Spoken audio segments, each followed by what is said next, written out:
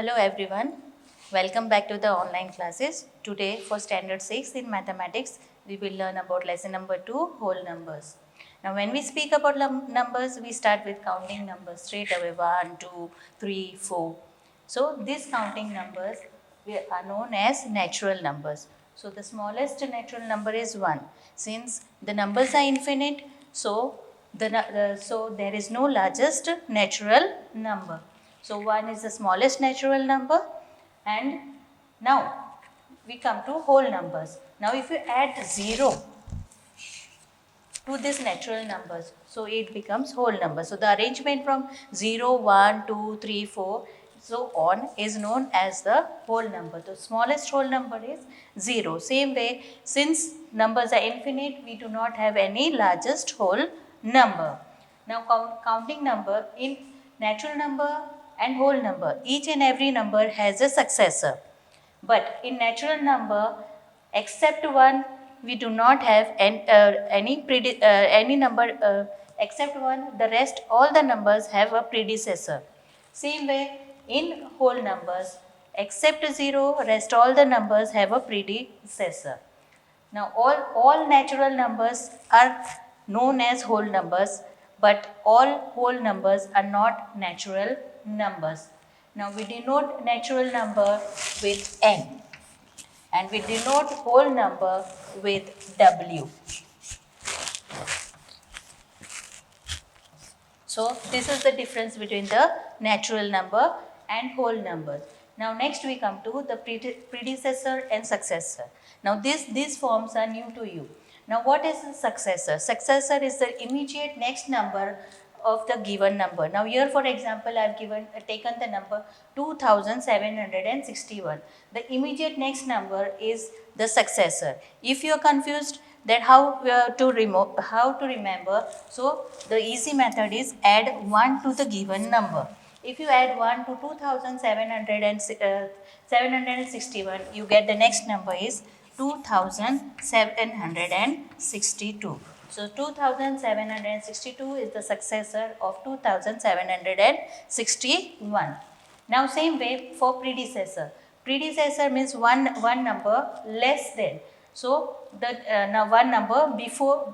Now in your earlier classes you have learned about the before and after number. So one number before the given number is known as your predecessor, or another way is subtract 1 from the given number. Now 2761, if you subtract 1 you get 2760. So 2760 is the predecessor of 2761. So predecessor 2760 of number 2761, then 2762 is the successor of 2761. Now for the next step we come to number line. Now as we know about whole numbers start from 0. So where do we represent these numbers? These whole numbers are represented on the number line. You have heard about in 5th standard about number line. So for the number line always we start with 0. 1, 2, 3, 4, 5, 6 and so on. So always the number starts from 0. Now no other number is smaller than 0, or no other the 0 is the smallest whole number. So here we will not put an arrow.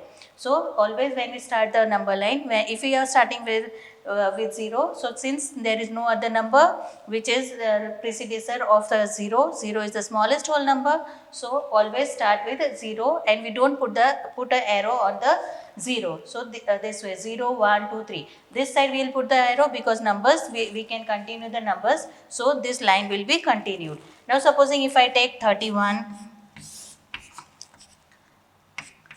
32, 33, etc. Now here I will put arrows on both the sides.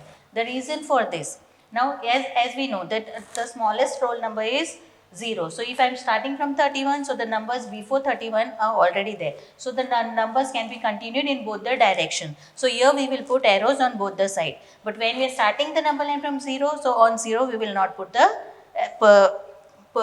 in 0 we will not put the arrow. So here For number line, number line now it is clear to you. Now I'll show you how to carry on the addition, subtraction, multiplication and division on a number line. Now here I have taken the number 3 plus 5. Now addition means arrangement, it corresponds from the given number towards the right hand side. So here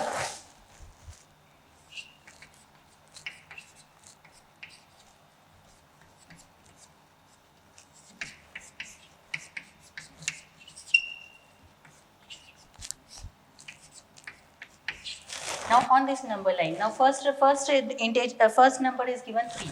So first we come to 3. Now from 3, now next number we have to add 5. So 5 we have to take 5 units from 3 towards the right hand side. So from 1, 2, 3, 4 and 5 we reach to 8. So our number 3 plus 5 is 8. So starting from 3 and moving on the right hand side, 5 units towards the right hand side, we get the number 8. Now same way for subtraction. For subtraction we move towards the left hand side from the given number. So here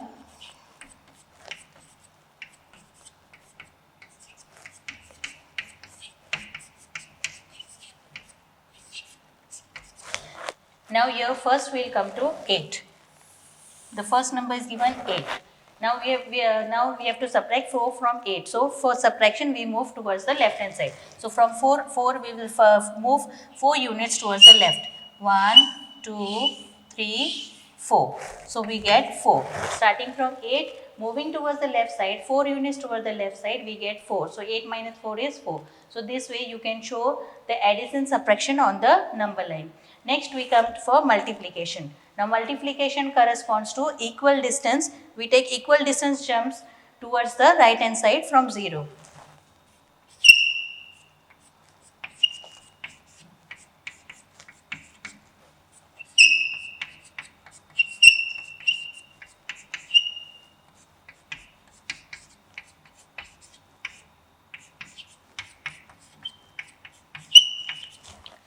Now here first number is given 3. So first jump will from 0 to 3. Now how many times we have to multiply, take it? 5 times. Equal distance 5 times. So 3 numbers 5 times.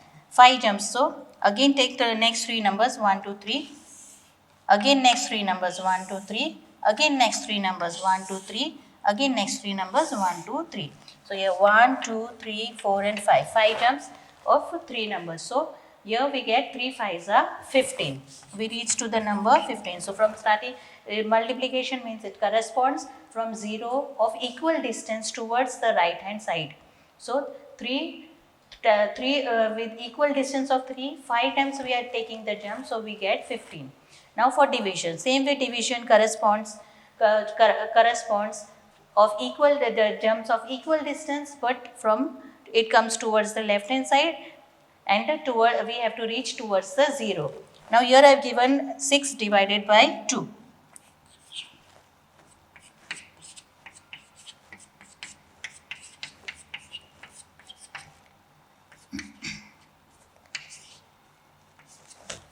Now first we will come to 6. Now from 6 we have to take, now which number we have to divide? 2. So the jumps equal distance of 2 we will take towards the left hand side till we reach 0. So from 6, 2 numbers will come towards the left. Again next 2 numbers will reach here. So we reach 0. How many jumps did we take? 1, 2 and 3. So 6 divided by 2 is 3. So starting from 6, moving towards the left side towards 0 with equal distance we reach over to 0. So 6 divided by 2 we get 3. So I hope you have understood about the natural numbers, whole numbers, the successor, predecessor and and number lines. Now we'll learn about the properties of the whole numbers in addition and in multiplication. Now your first property is the closure property. Now here the meaning of this closure property is you add any of the two numbers, any two whole numbers, the result will be the whole number itself. Here I have taken the example 2 plus 5. 2 plus 5 is equal to 7. Same way for multiplication, multiply any two whole numbers, the result will be the whole number. Here I have taken 6 multiplied by 0, the answer is 0. So in addition and multiplication, but this closure property is not applicable for the subtraction and division. Now supposing if I take 2 minus 5. Now from smaller number we cannot subtract the greater number. So the answer here is a negative number. That is 2 subtract 5 we get 3, and since it is the smaller number, so we have to add minus to this. Now this minus 3 is not a whole number. So this subtraction is not applicable to closure property. Same way 2 divided by 5. Either the number is in fraction or in a decimal point.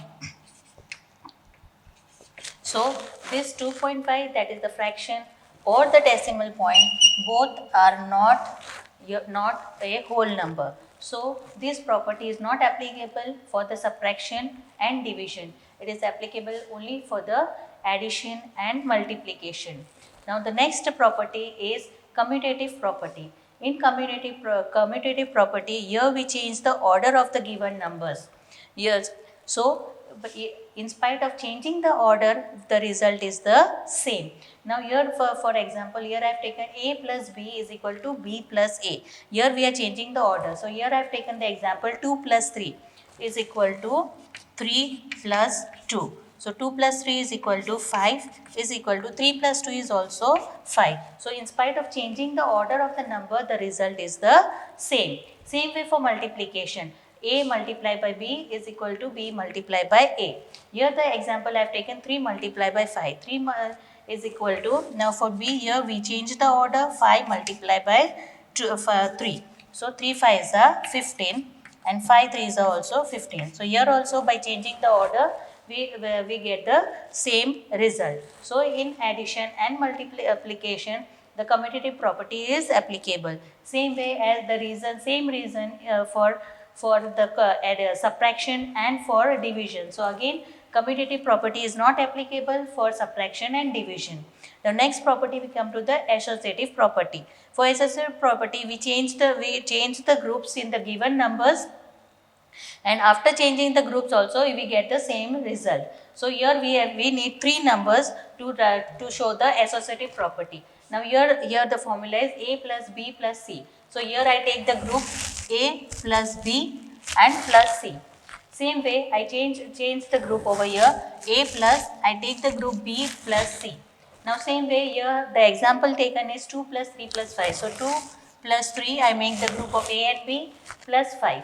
Same way here 2 plus 3 plus 5. Now here 2 plus 3 is 5 plus 5. Here also 2 plus 3 plus 5 is 8. So here 5 plus 5 is 10. Here also 2 plus 5 is 10. So after changing the groups also we get the same result.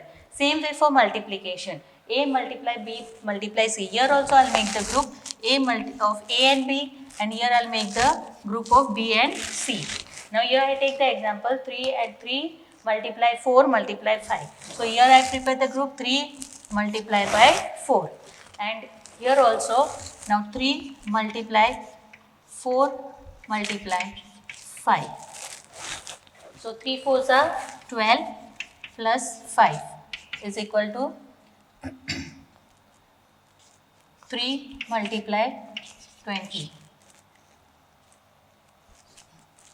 So 12 5s are 60 and 3 20s are 60. So in multiplication also, now here 3 multiplied by 4, 12, 12 multiplied by 5, so 60, 3, here move 3 multiplied by 20, and here 3 20s are 60. So in multiplication and in addition, after changing the groups in the given whole numbers also, we get the same result. Now the next property is additive property. Now here 0, additive property. Now here for additive property we take 0. Now why 0? You add any number to 0, the number itself will be the result. Supposing if I take 3 plus 0 is equal to 3, or I take 10 plus 0 is equal to 10. Now same way for multiplication. Now for next is multiplicative identity. Now same way for multiplication. For multiplication we take 1. Any number you multiply by 1, the number itself is the result. Supposing I take 3 multiply 1 is equal to 3, or 100 multiplied by 1 is equal to 100. Supposing if I take 6 multiplied by 0, the answer is 0. So this is not applicable.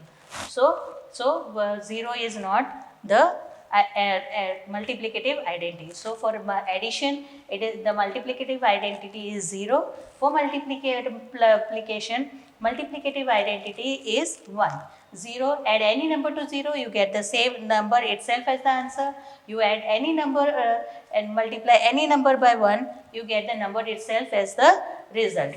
Now next we come to the distributive property. Here I have taken an example. Here a plus b plus c. Now we distribute this number b and c. Now here a is common. So for example, here I have taken 10 multiply 5 plus 2.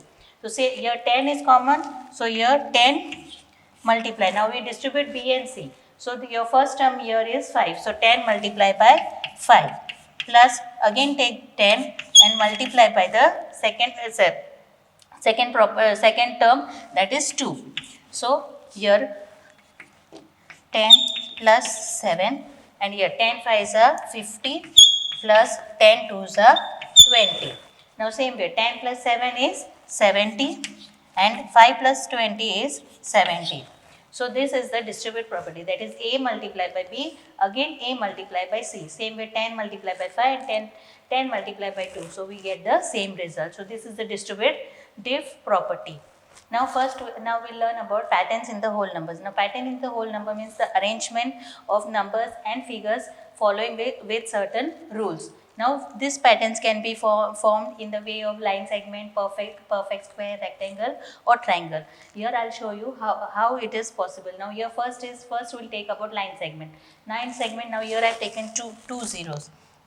So 2 circles, so here it forms a line segment. Here I have taken 3 circles, so here 3 forms a line segment. Here I have taken 4 circles, here it forms a line segment. Now next we come to perfect square. Now in perfect square the number should be formed. So 1 and 2 does not form the perfect square.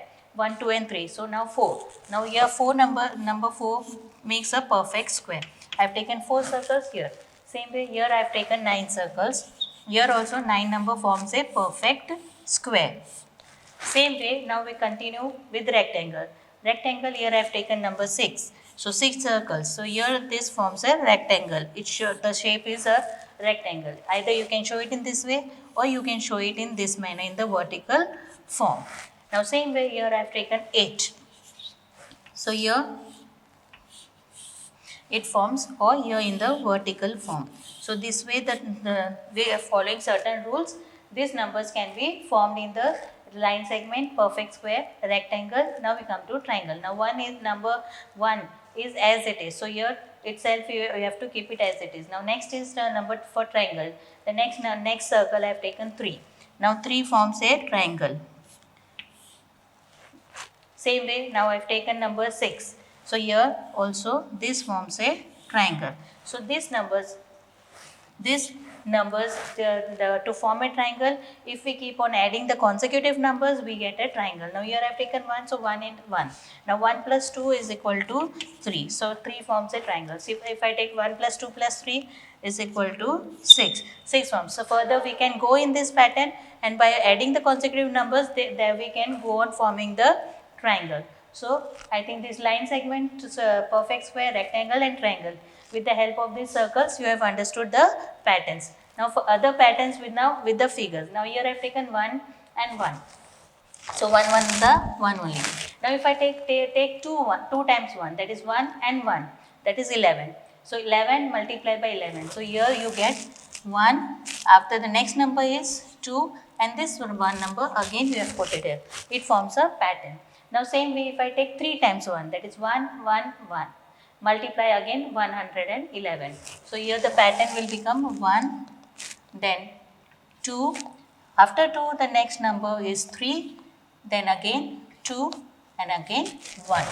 Same way the pattern can continue. If I take 4 times 1, 1, 1, 1, 1, multiply by 1, 1, 1, 1. So 1, 2, 3. The next number is 4. Again you in reverse 3, 2, 1. If you continue, the pattern will go on this way. Now next I'll show you some solutions of these nums. Now we have learned about the properties of the whole numbers. So with the help of these properties here, the solution of some examples of we will solve some examples. Now here we'll do the solution with the help of the properties. Now here I have taken 8 multiply 225 multiply 125. Now here I form a group of 8 multiply by 125 multiply by 225. So 8 into 125 is 1000. 1000 multiplied by 225. So here it comes 2,25,000. Next we'll do the same type of sum for addition. 825 plus 400 plus 175. Now I form the group of 825 plus 175, that is 1000 plus 400. So 1400. Now the next number is 512 multiplied by 102. Now these sums will perform with the help of distributive property will solve this sum. So here it will come 512. Now we'll split this number 102, that will be 100 plus 2. Now as per the distributive property, now this 512 is common. So multiply by 100, that is the first term. Then again put the addition, that is plus, then again 512 multiply by the second term is 2. So here it will come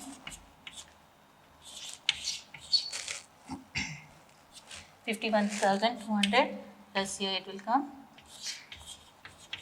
1024.